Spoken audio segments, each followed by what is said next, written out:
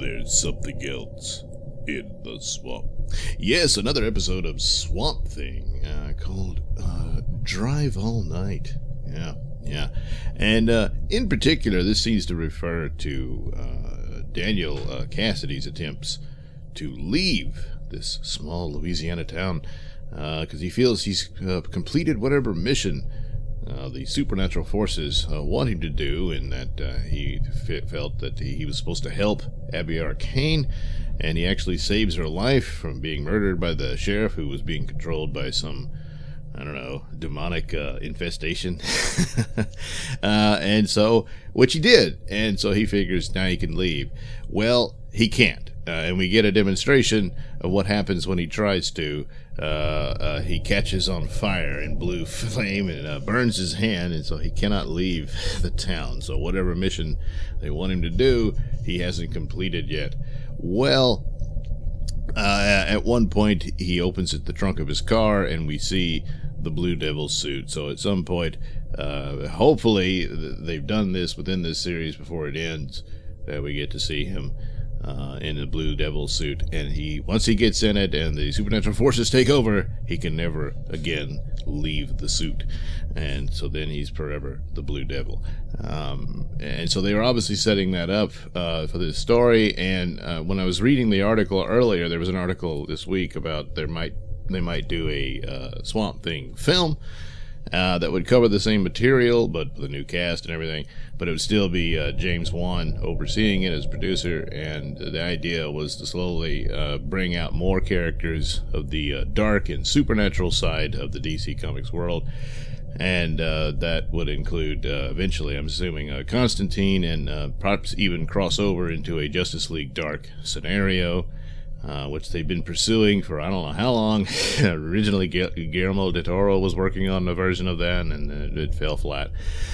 So I think that would have been the goal for this series, and it's too bad. It's too bad we don't get to see that, because that's one of the strengths of this one. As I've said before, I was not all that enchanted with Swamp Thing as it started out, but slowly but surely it's getting there, and so I kind of wish they'd have given it a shot.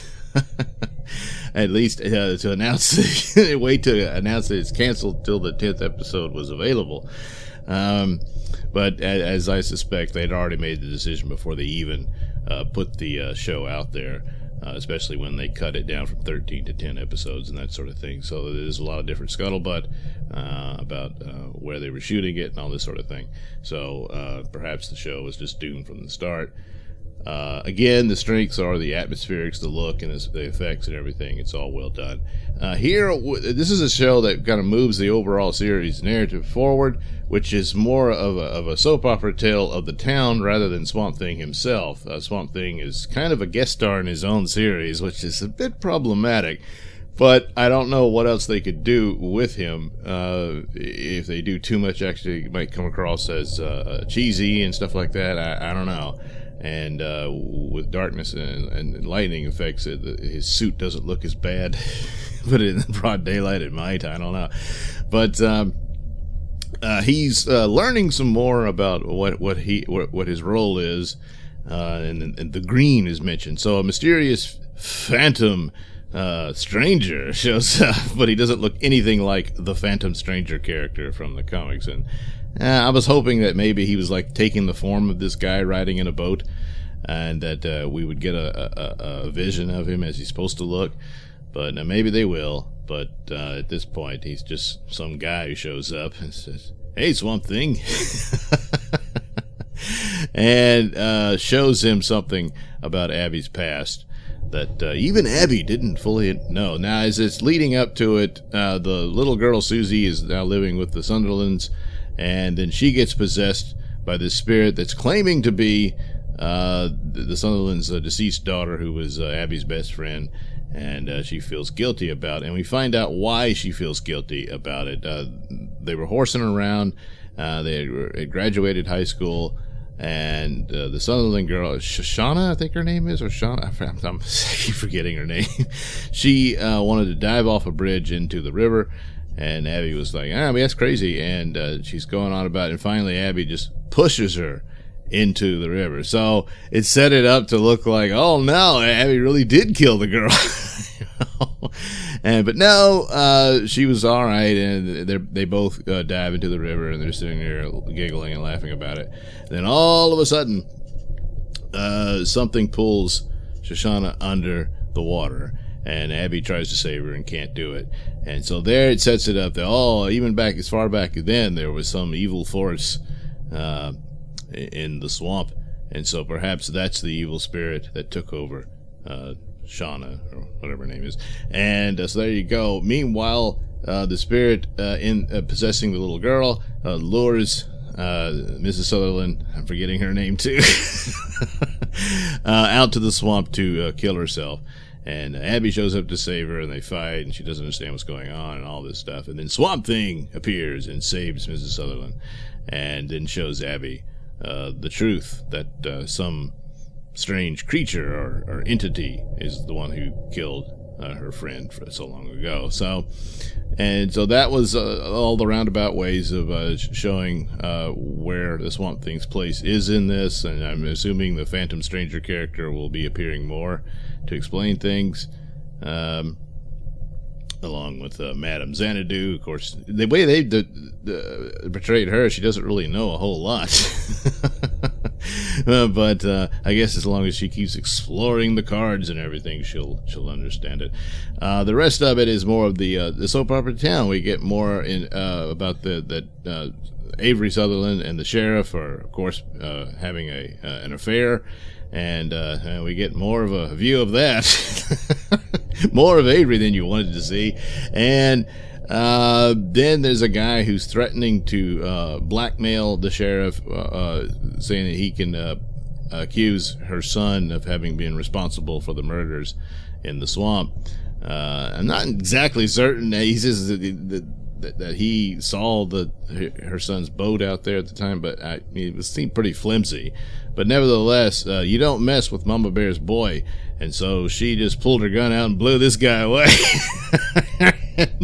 And since he had pulled a gun on her initially, well, she had the perfect setup to explain to her department that, the guy threatened me, so I had to defend myself and shoot him, So there really is a dark side to the sheriff. But look, she told him, nobody messes with my boy.